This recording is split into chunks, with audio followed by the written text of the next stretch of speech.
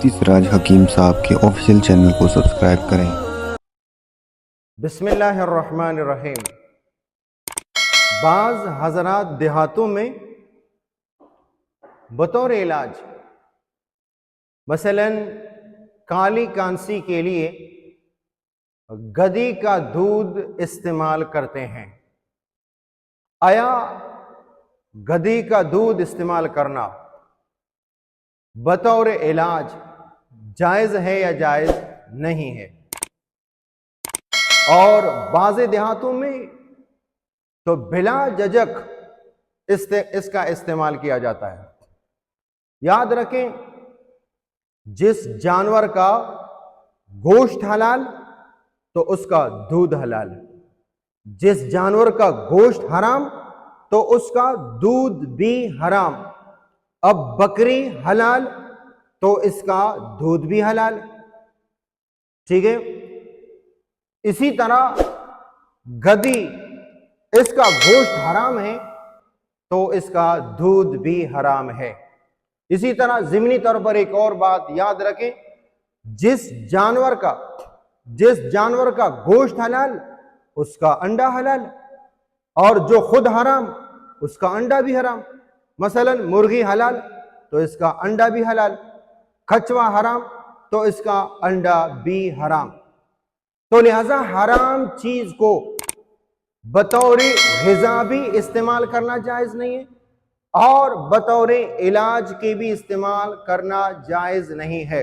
हाँ, बाज़ फ़ुक़हा ने ऐसी सूरत में इजाज़त दी है कि वहां पे कोई हलाल दवा मौजूद न हो, हलाल दवा अवेलेबल न हो, तो वहां पे माहिर बाशरा और हाजिक हकीम तबीब डॉक्टर के कहने से कि इसका इस्तेमाल और इसके मुतबादिल की अदम मौजूदगी में इसका इस्तेमाल काबिल मुफीद है, यानी मुफीद साबित होगा, तो ऐसी सूरत में बाज़ी फ़ुक़हा ने ऐसी सूरत में इजाज़त दी है कि जब इसका कोई मुतबादिल ना हो।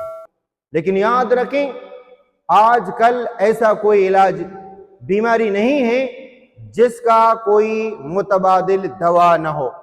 अगर दवा है तो लिहाजा खामखा ऐसी चीज़ों को जिनको शरीयत ने हराम कर रखा है इस्तेमाल करना न बतौर ग़िज़ा के जायज़ है न बतौर दवा के जायज़ है। एक मर्तबा आप सल्लल्लाहु अलैहि वसल्लम ने इरशाद फरमाया शराब के मुतालिक, गालिबन किसी ने सवाल किया कि शराब को बतौर दवा इस्तेमाल करना जायज़ है कि जायज़ नहीं है? अल्लाह के नबी सल्लल्लाहु अलैहि वसल्लम ने इरशाद फरमाया कि अल्लाह ने किसी हराम चीज में शिफा रखी ही नहीं, तो लिहाजा इस तरह की हराम चीजें जिनका इस्तेमाल मेरे और आपके लिए आम हालत में हराम है, नाजायज है, तो बतौर दवा के भी इस्तेमाल करने की गुंजाइश नहीं है जबकि इसका मुतबादिल मौजूद हो। हाँ, अगर इसका मुतबादिल मौजूद नहीं है और मरीज की जान जाने का खतरा हो और हाजिक बाशरा हकीम तबीब डॉक्टर ये कहे कि इस हराम के इस्तेमाल करने से इसकी जान बच जाएगी, कभी इम्कान है, तजर्बा है कि इसकी जान बच जाएगी, तो बक़दर ज़रूरत इसके इस्तेमाल करने की गुंजाइश है। वरना ना आम हालत में ना मजबूरी में, दोनों सूरतों में जायज़ नहीं है। ये जो तीसरी सूरत इसकी इजाज़त दी गई है वो हालत इस्तिरार की है।